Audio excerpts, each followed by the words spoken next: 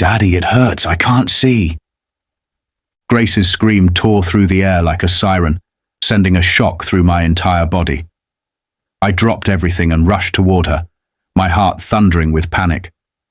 Her tiny hands were flailing, reaching blindly through the air, her eyelids glued shut and swollen, tears streaming down her face mixing with the thick, sticky residue that clung to her skin. She was trembling, terrified and in pain, and I had no idea what had happened until I saw her. Standing over my daughter like some unrepentant tyrant was Margaret Holloway, the self-proclaimed queen of our neighborhood and the president of the HOA. In her right hand, she held a half-empty bottle of industrial-strength glue, still uncapped, a damning symbol of her cruelty. My eyes dropped to the custom keyboard lying on the ground, keys coated in the same glue, shattered like the peace of our quiet morning.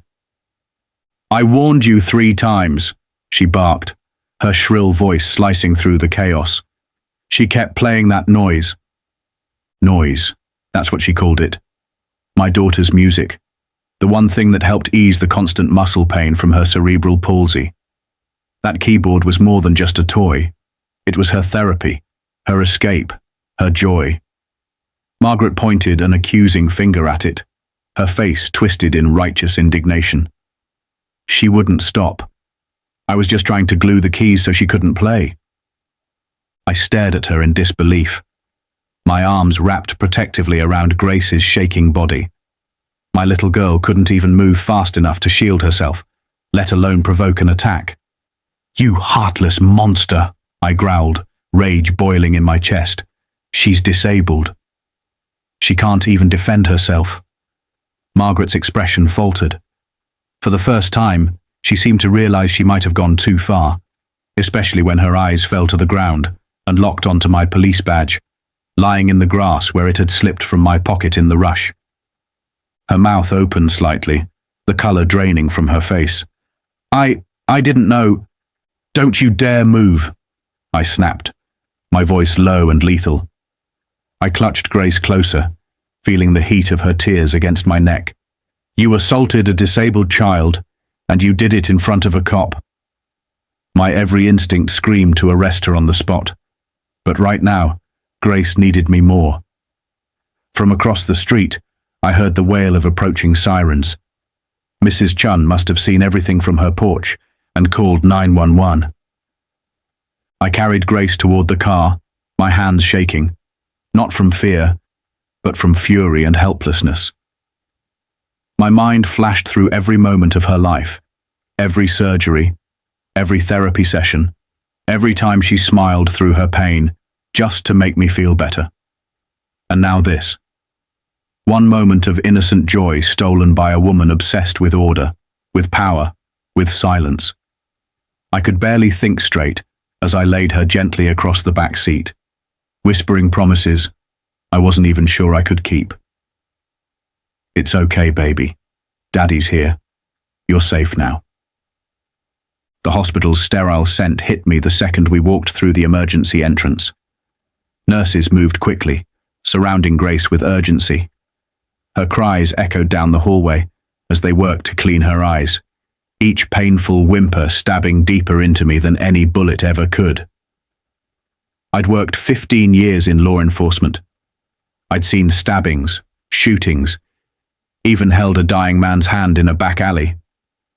But nothing prepared me for the sound of my own daughter in agony, blinded by glue meant for construction, not skin, and certainly not a child's delicate eyes.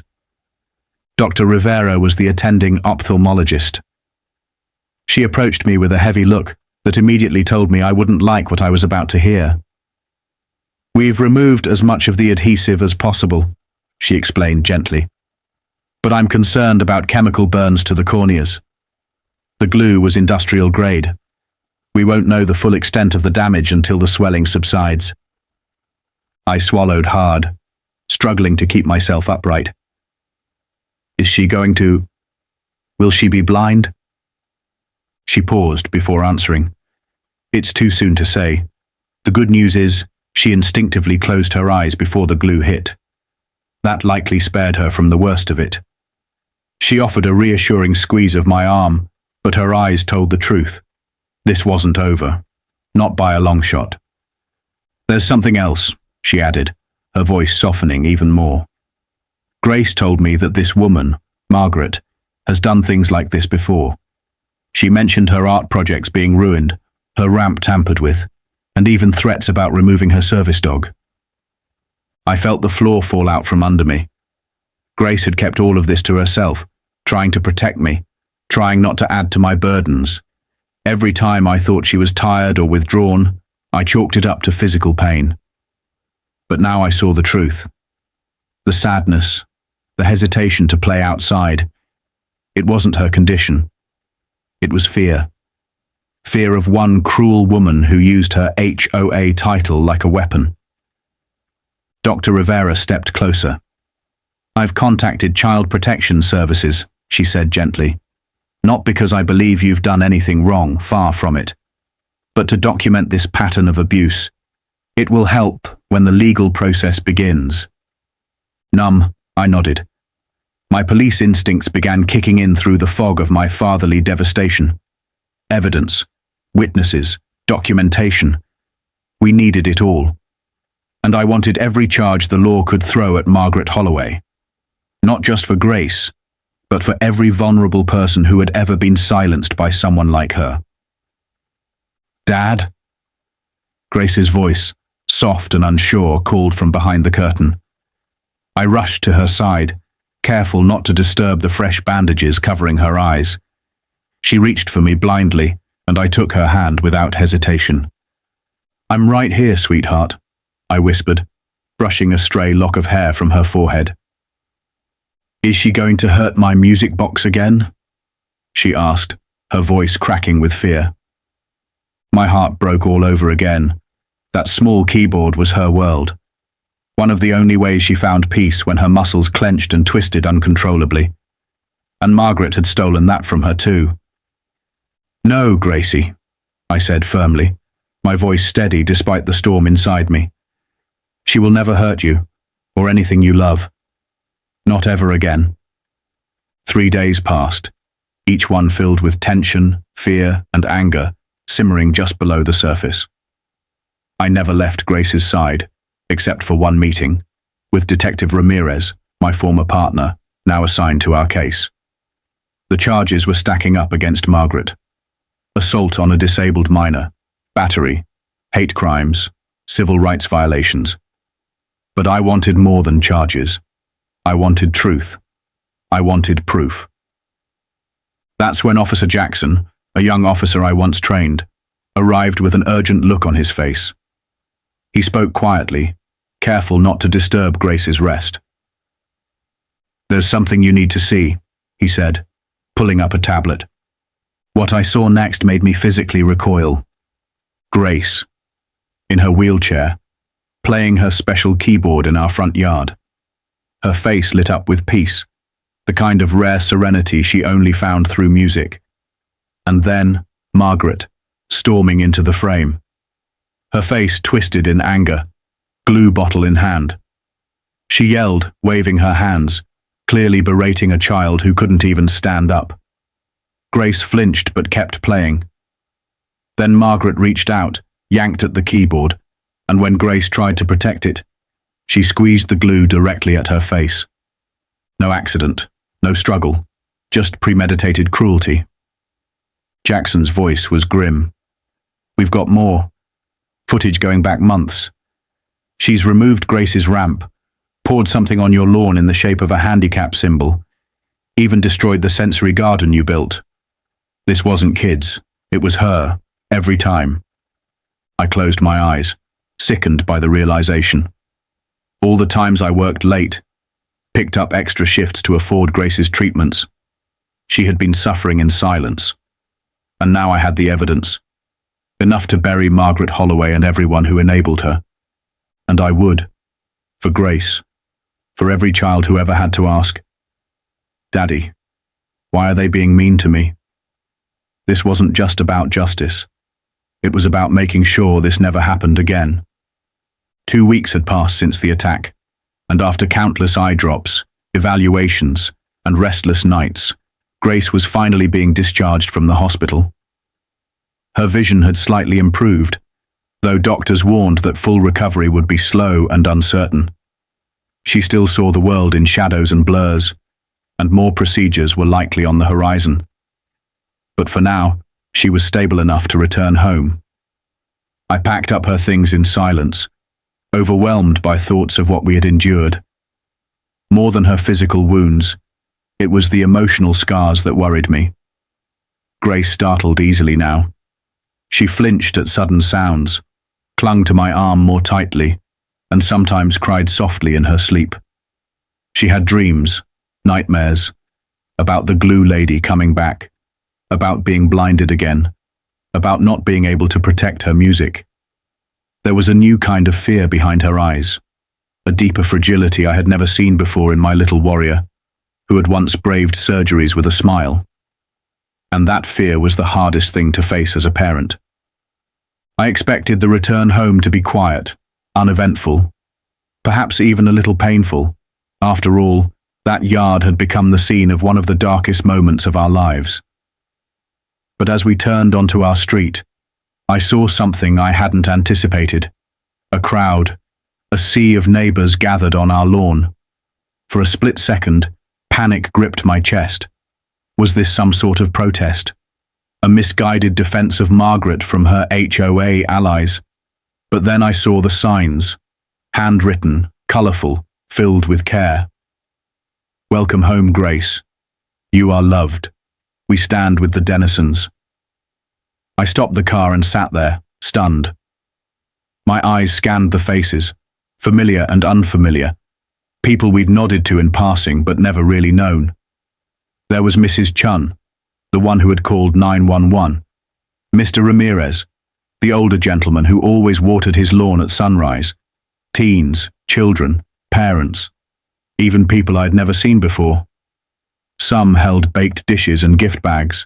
Others were hammering planks together to build what looked like a new accessible garden bed. I couldn't speak. My throat tightened with emotion. Mrs. Chun approached the car, tears in her eyes. We didn't know, she whispered, as she helped me lift Grace gently into her wheelchair. None of us knew what she was doing to your sweet girl. We thought the HOA was just being strict, just annoying. But we had no idea. Behind her, a neighbor called out, "We raised money for a security system. And we got her a new keyboard, the best one we could find." Another added, "And we petitioned the city. We want the HOA shut down for good." Every one of us signed. Grace clutched my hand tightly, unsure of the gathering, unsure of the attention.